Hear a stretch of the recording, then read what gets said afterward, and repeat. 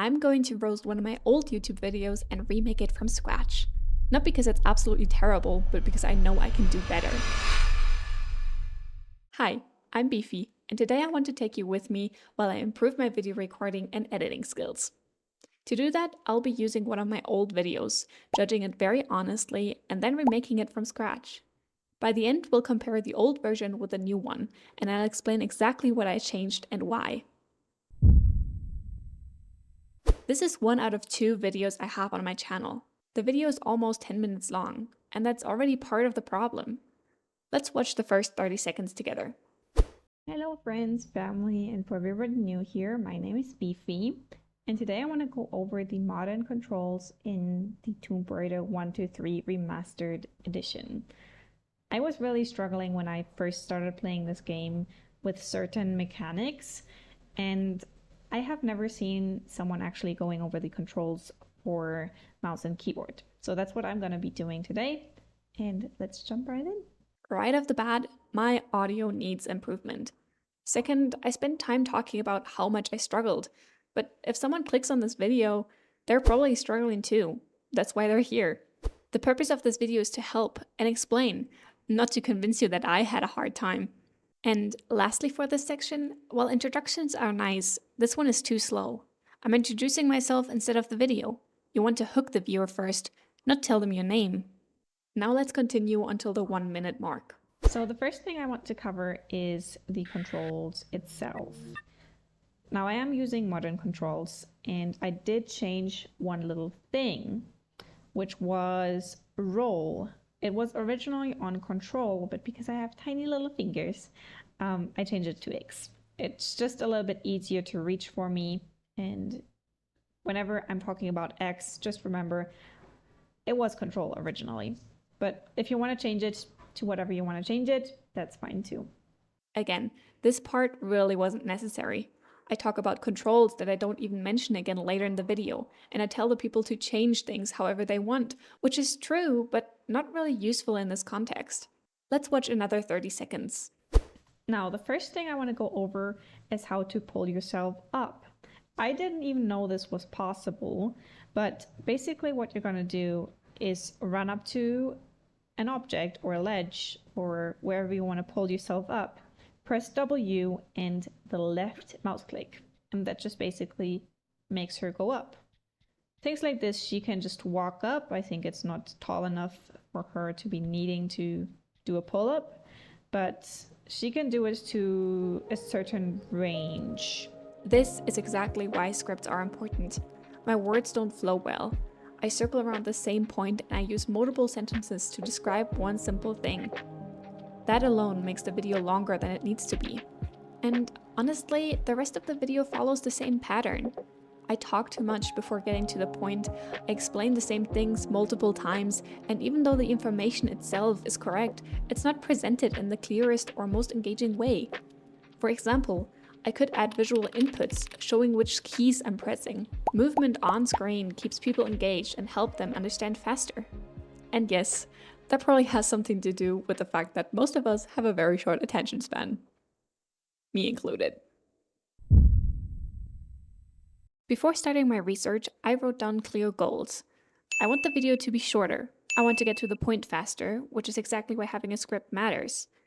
I want to add visual cues like keyboard inputs, arrows, or highlights.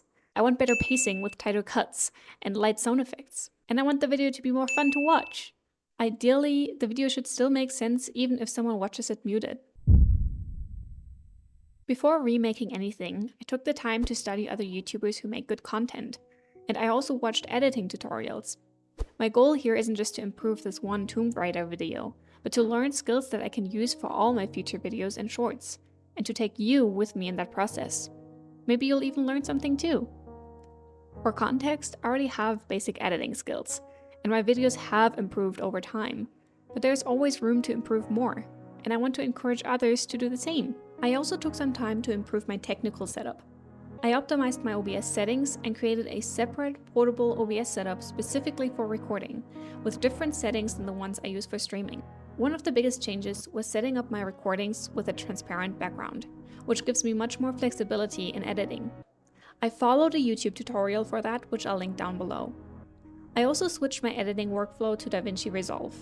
Instead of watching endless general tutorials, I mostly searched for very specific problems whenever I got stuck editing.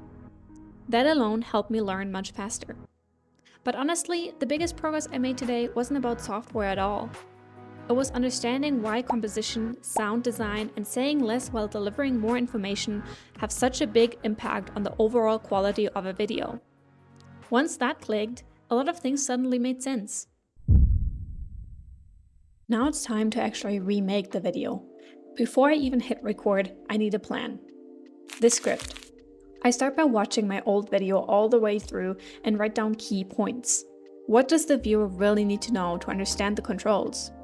This helps me separate useful information from things that were just filler or over-explaining.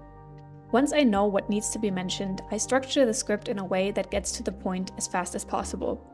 Short sentences, one action at a time, no unnecessary backstory. If something doesn't add value, it doesn't go into the script. Step 2. Planning the scene. I think about what parts I need to record and what the viewer should be seeing at each moment. This step is important because it prevents me from recording random footage that I'll never use. Once the script and scene plan are done, I move on to recording. I record the gameplay and the voiceover layer separately. This gives me much more freedom during editing. I can cut, retime, or replace parts of the voiceover without touching the gameplay, and vice versa.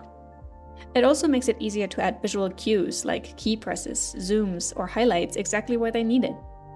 After that, everything goes into the editing timeline. This is where all the pieces come together. Gameplay, voiceover, visual cues, and sound effects are combined into one clean, focused video. At this point, the goal isn't to make it flashy. The goal is to make it clear, efficient, and easy to follow. Now it's time to compare the old version with the new one. Here are the reworked scenes of the new video. If the modern mouse and keyboard controls in Tomb Raider Remastered feel confusing, this video will fix that. Hi, I'm Beefy, and today I'll explain how movement and jumps actually work, then walk you through the most important controls so you can move confidently and stop missing jumps. Basic pull-up. To pull up onto a ledge, press W and left click. This input is important not just for climbing, but also for setting up jumps and positioning Lara correctly. As you can see, I kept the introduction as short as possible and removed the unnecessary settings section of the old video.